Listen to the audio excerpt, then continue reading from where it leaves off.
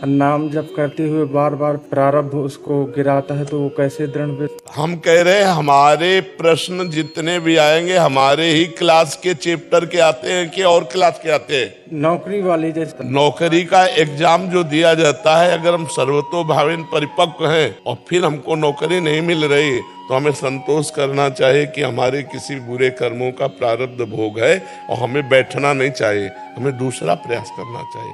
हर बार प्रारब्ध अगर फेल कर रहा है तो हम दूसरे चैप्टर में आ जाते हैं। नौकरी नहीं है तो पढ़े लिखे हो कोई छोटा व्यापार कर लो, कुछ नहीं तो 500 रुपया लेबरी के मिलते हैं, 8 घंटे हम इज्जत से कमाएंगे और अपने माता पिता परिवार की सेवा करेंगे। हमें निराश होने की जरूरत नहीं।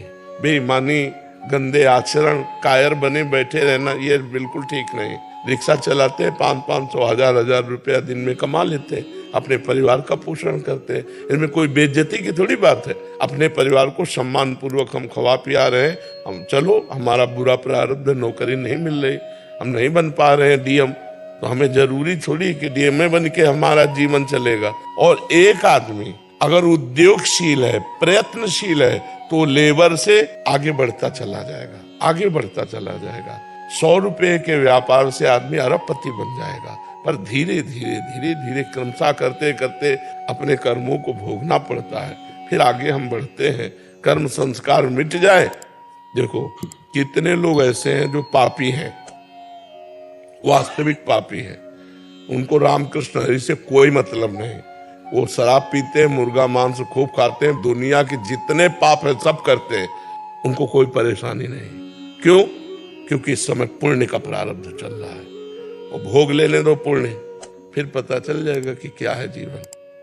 आज तुम धर्मात्मा हो, धर्म से चल रहे हो, नाम जप कर रहे हो, वर्तमान में पुण्य कमा रहे हो, लेकिन पूर्व का प्रारब्ध तुम्हें परेशान कर रहा है। जिस समय पूर्व का प्रारब्ध नष्ट होगा, वर्तमान का पुण्य और पूर्व का पुण्य मिलेगा, ऐसे चमक जाओगे, ऐसे प्रकाशित हो जाओगे। आदमी को समझना चाहिए।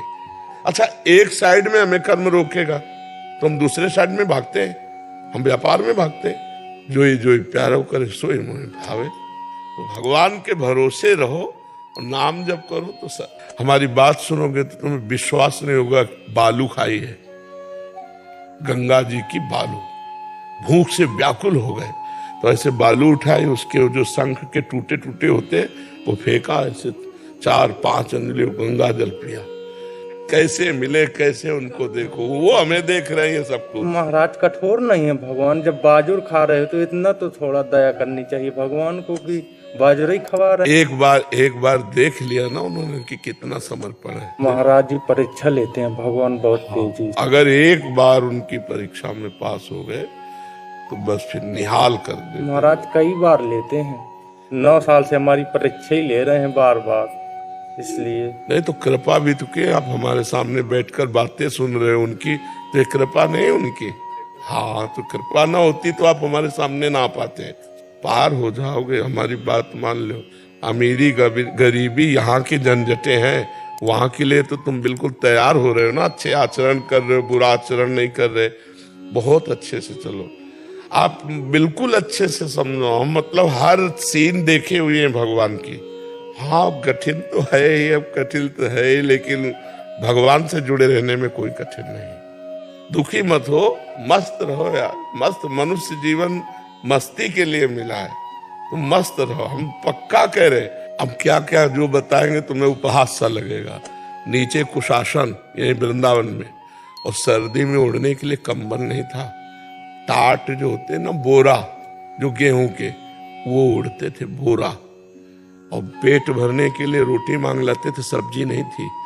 तो एक ब्रजवासी थे, तो आंवले की ठुड्डियां जो होती है ना, वो सूखी भाई कंडियां जिसे कहते हैं, तो वो 4 निकाल के ऐसे कटोरी में रख जाते हो, रोटी मांग के लाते हो, ऐसे ऐसे करके ऐसे।